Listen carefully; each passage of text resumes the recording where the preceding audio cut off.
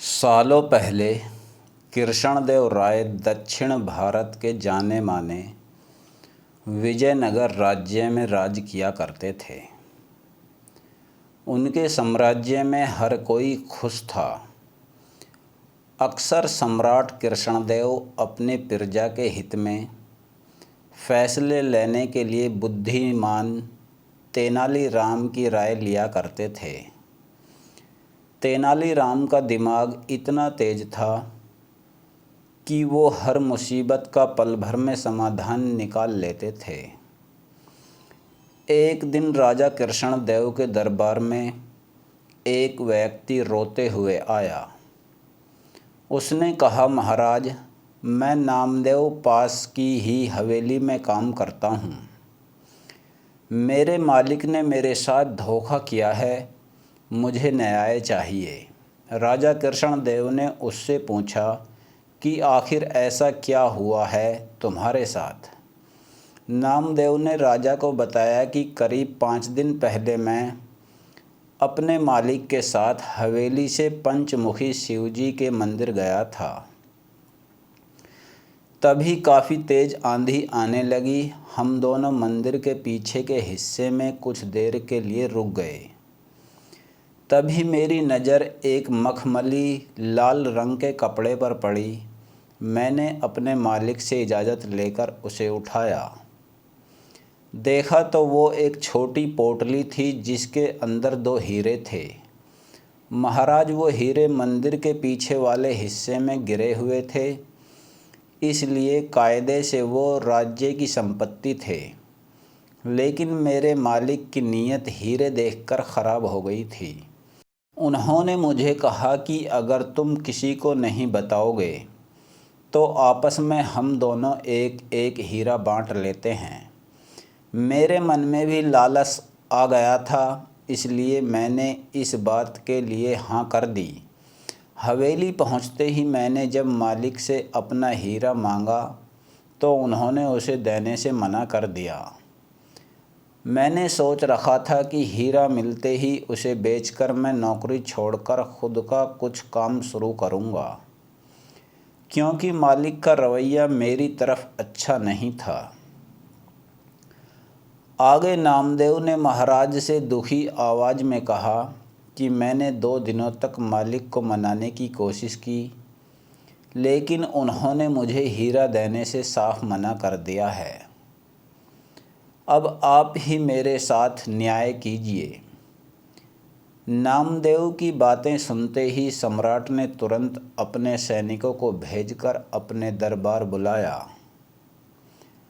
उसके आते ही जब महाराज कृष्णदेव ने हीरे के बारे में उससे पूछताछ शुरू की, जवाब में उसने कहा कि ये मेरा नौकर झूठ बोल रहा है। हाँ, ये सच है कि उस दिन हमें मंदिर के पीछे के हिस्से में हीरा मिला था। मैंने वो हीरे इस राजकोष तक पहुंचाने के लिए कहा था। फिर 2 दिन बाद जब मैंने इससे हीरे जमा करने की रसीद मांगी तो यह घबरा गया और सीधे मेरे घर से निकलकर आपके पास आ गया। तब से यह सारी झूठी कहानी आपको सुना रहा है।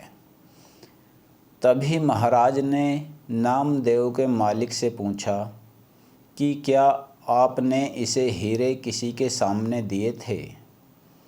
नामदेव के मालिक ने कहा, हाँ महाराज, मैंने अपने 3 नौकरों के सामने इसे हीरे की पोटली दी थी।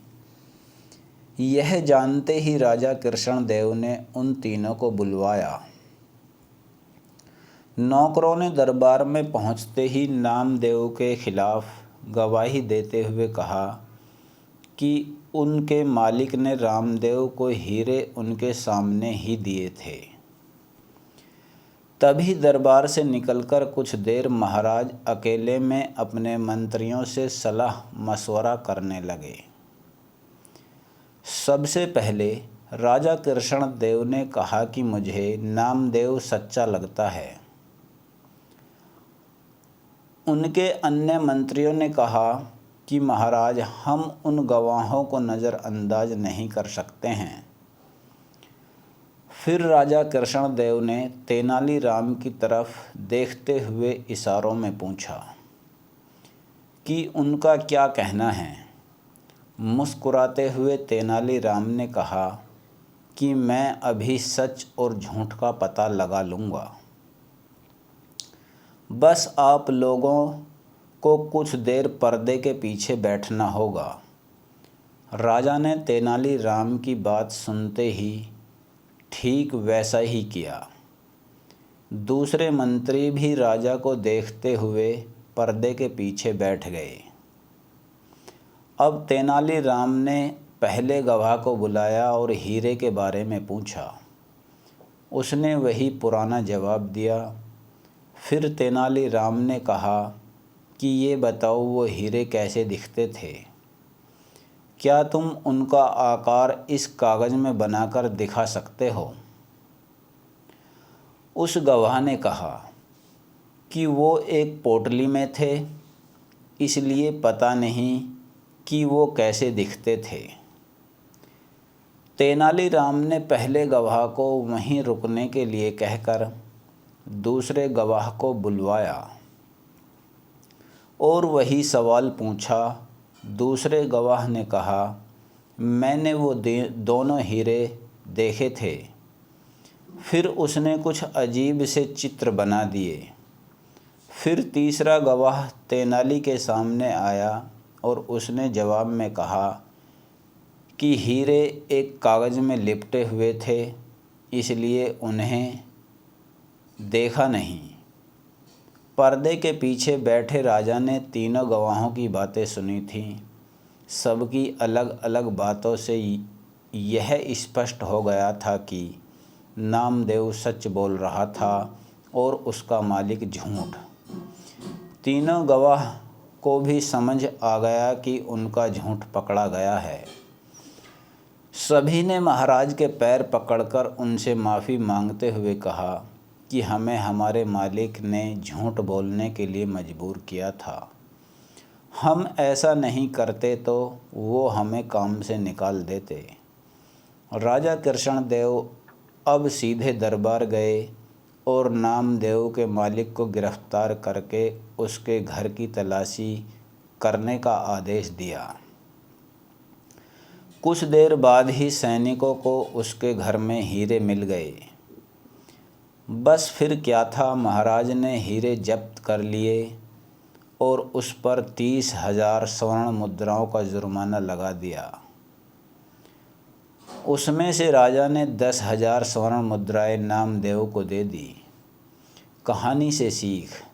इस कहानी से 2 सीख मिलती हैं। पहली कि किसी के साथ धोखा नहीं करना चाहिए, क्योंकि धोखे का अंजाम बुरा ही होता है।